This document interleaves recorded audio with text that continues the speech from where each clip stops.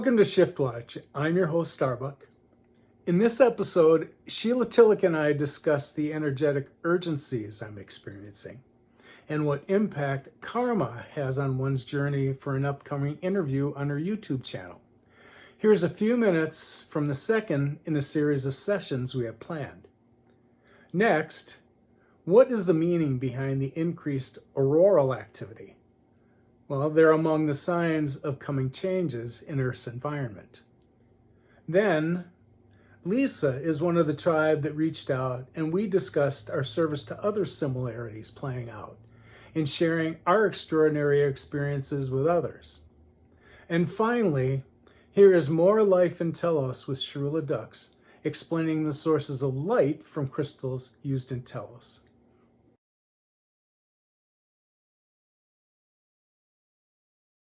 I'd love to say that the things that we have planned for a visit to Shasta for next season, I'd love to make those plans. But if you ask me energetically, no, I'd be hard pressed to tell you that we're going to get there without a significant change on the planet first. Yeah. Yeah. Wow. That's how I feel. That's why there's an energetic urgency that I've had for the last few weeks. Almost like there's work to be done and there's not enough time to get it all done. I know now that where I'd been sitting for a while, that there are other people I'm supposed to reach out to physically.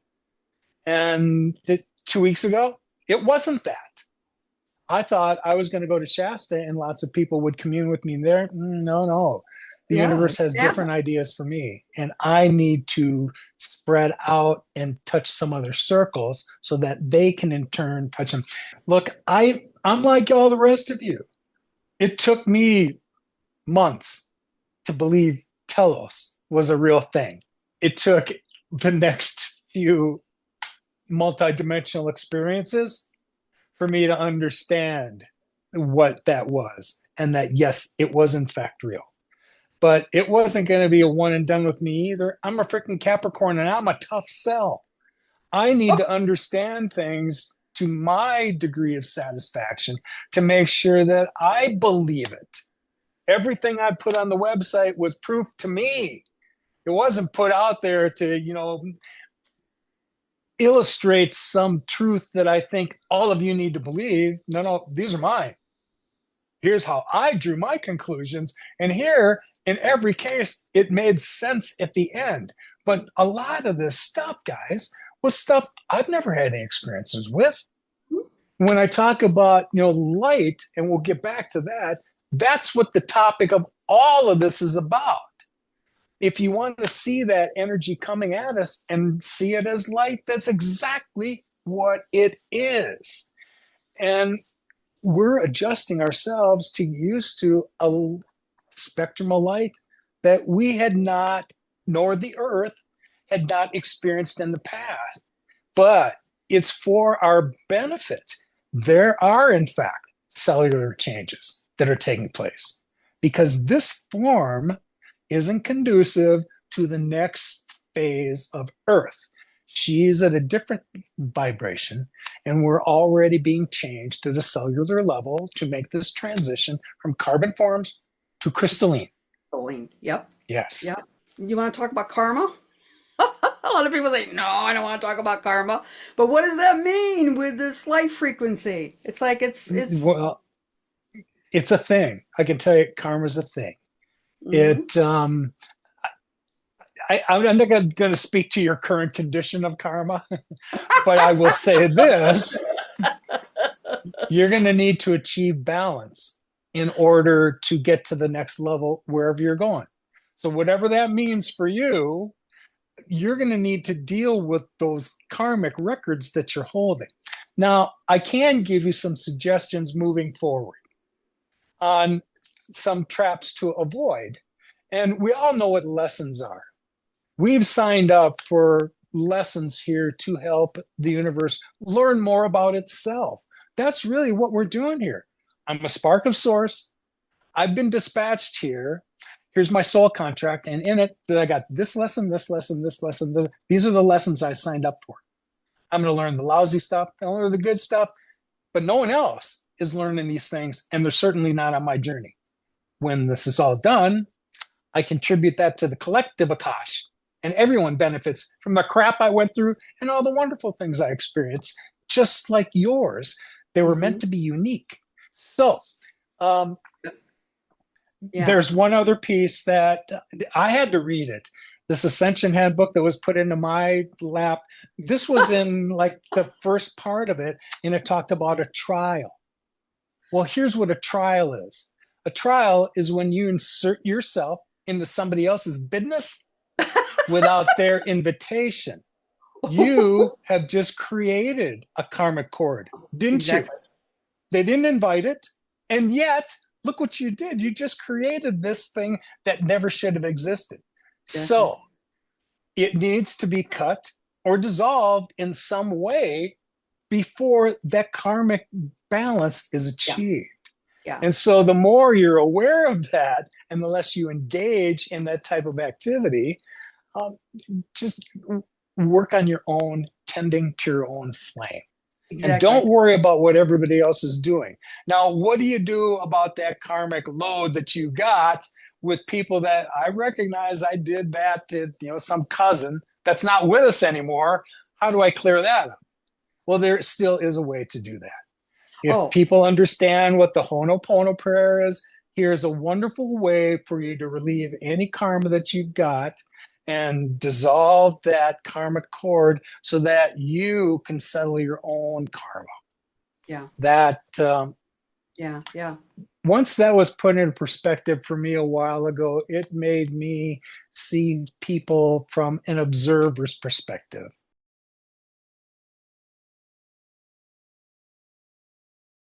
Now, the aurora are beautiful, no doubt, but they have been offering us a warning lately. Breaking records, appearing too often, and with less than expected solar activity. They're already having measurable effects on the ozone and on the environment as a whole. There are hundreds of studies confirming the ozone destruction by solar protons, solar electrons, and cosmic rays, all of which are penetrating into the atmosphere more with the weakening field and will reach critical levels in the years ahead. This extra radiation does two main things. Its ozone destruction allows more ultraviolet light into the Earth system, causing more heat, and the extra cosmic rays amplify the extremes of weather of all kinds: heat, cold, wind, lightning, storms, flooding, drought, basically taking Earth's weather and pushing it to the max in all directions. These things not only impact the climate, but living creatures. That extra ultraviolet light is dangerous for animals and plants, as well as the microbiota of the planet, including the plankton and chlorophyll food chain foundations in the ocean. The cosmic rays provide a similar amplification of particle radiation on this same life as well. Everything from cancer to cellular dysfunction to DNA mutations. Furthermore, the magnetic field of Earth usually funnels much of this particle radiation to the polar region, where virtually nobody lives and far less life exists. But in the excursion scenario, those polar cusps are found at lower latitudes, and an extra directing of that energy and radiation will hit the life-housing regions of the Earth, while at the same time, the field is also less able to block the pushing of Van Allen belt electrons downward into the atmosphere during solar storm impact. It's a double whammy for the latitudes where most of the life on Earth is found. So why do these scientists keep finding extinction and major biosphere stress related to the magnetic pole shifts? It's because of those climate impacts and both the extra ultraviolet and particle radiation. Taking extra radiation when your environment shifts dramatically is a serious challenge for most life. But it gets worse. It's not just birds that use the magnetic field for navigation, but many other creatures as well, including several marine species like dolphins, whales, sharks, turtles, and various fish. And it's not just for migration, but foraging and finding reproductive zones. Similar impacts are found for insects in terms of hibernation, egg success, and activity in the day versus night. And even plants use Earth's field. It's critical for germination seed health, growth, and flowering. So let's make that climate chaos, extra radiation, and navigational struggles, not to mention the problems with the plants. This is why the scientists are able to so clearly see that these cyclical magnetic pole shifts are major problems for life on Earth. As humans deal with these challenges, both directly and indirectly through their impact on the food chain, we have also made ourselves largely dependent on electricity as a society. When the magnetic field gets weak enough, the sun is going to turn off the lights, destroy every power grid, and when that happens, there's no more heat, no more water treatment or distribution, no refrigeration or food transport, no gas, no ATMs, no phones or internet, no 911, no critical infrastructure at all. This is a growing issue, and it's on Earth's bingo card for the years ahead. In just the last year, things have taken an even more alarming turn. The March 2023 magnetic anomaly has accelerated this process even faster. We're on the way down much quicker now, which is what we're seeing with the accelerated downward curve in this chart. It is the reason why a minor solar event in April of 2023 caused an unprecedented and new kind of plasma penetration solar storm effect. It is the reason why 2023 broke the low latitude auroral record, and it is the reason why we got impossibly low latitude auroras this past weekend from solar activity that was significant, but it wasn't extreme. In the past, these kinds of aurora only happened with solar activity that was 20 to 50 times stronger than what we got. It happened this week because our planet is losing its protection and becoming more vulnerable.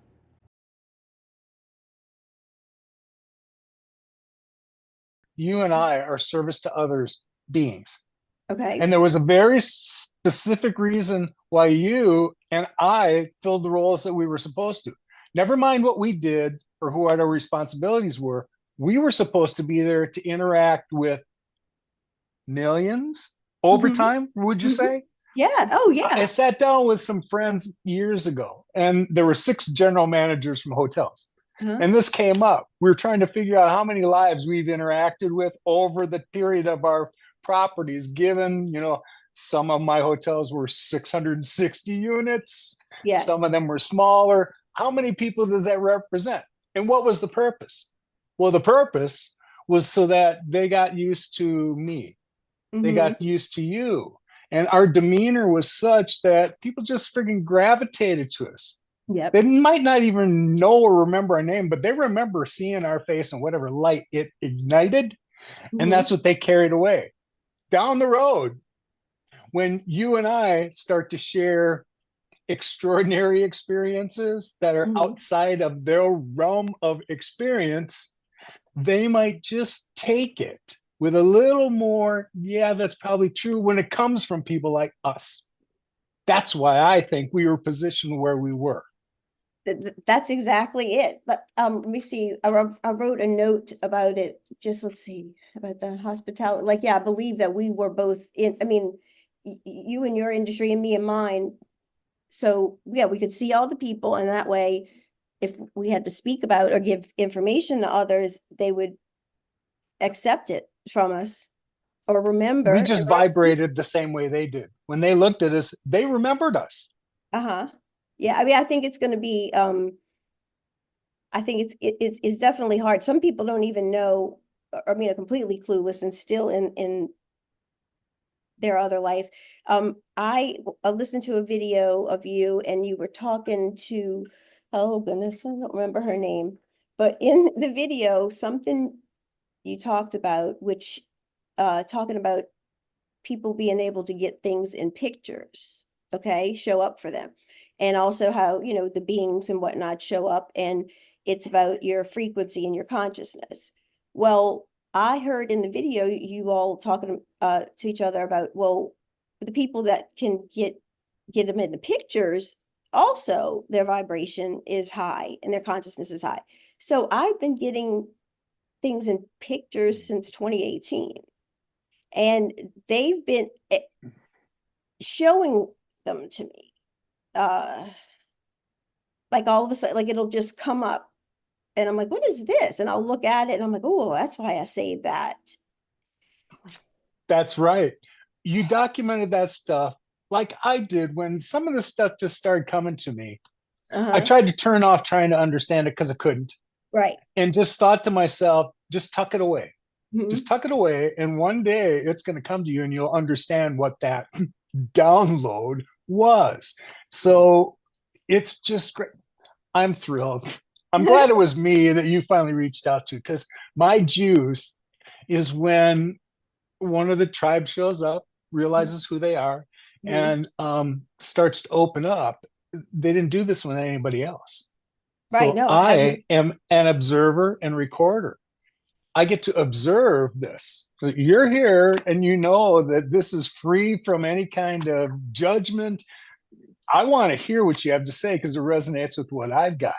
But I also get to record these things in your Akashic records because no one else was around to hear you talk about these things. It was me. yes. It's my honor. And man, I just get goosebumps when I hear somebody else share what actually happens and when the dots connect. Yes. When you were talking about the images you took back then and you didn't know what they were, now there's clarity. Holy cow. Yeah. And then you start to ask yourself, well, why do I get clarity now? Why, after all this time, is it coming to me now? Why, after all this time, are guys like Lowell in my field? What's that about? Yeah. Well, I know it was showing me pretty much how I didn't want to see it. I mean, that, or I couldn't see it because of the Wellbutrin. And it's almost like when I stopped taking it, I was. Yes. It's kind of like this. Mickey Madge explained to me when people get it, and it's like they're like this to begin with, and then all of a sudden they open up. And oh man, I get to see things that clearly were in my field. I just wasn't paying attention.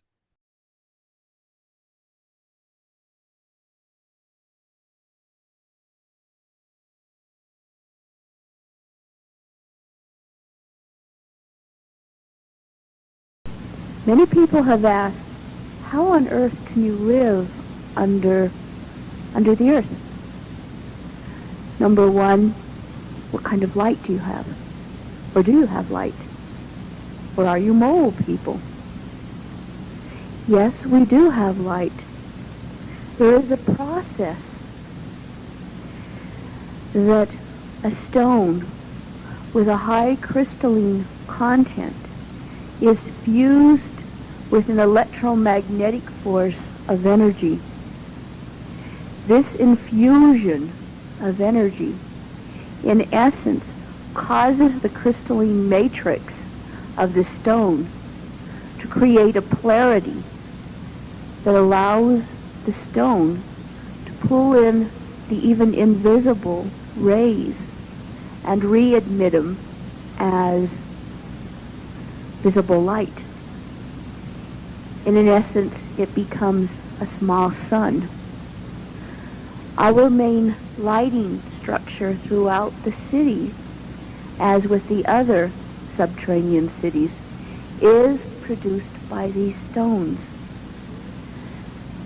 The light they produce is a full spectrum lighting, admitting all rays. In essence, this energy infusion process then makes the stone become a small sun. And the sun will burn for about 500,000 years before the crystalline matrix breaks down and the stone becomes no longer capable of functioning in this manner. So thus we have lights that will burn for many, many hundreds of thousands of years still.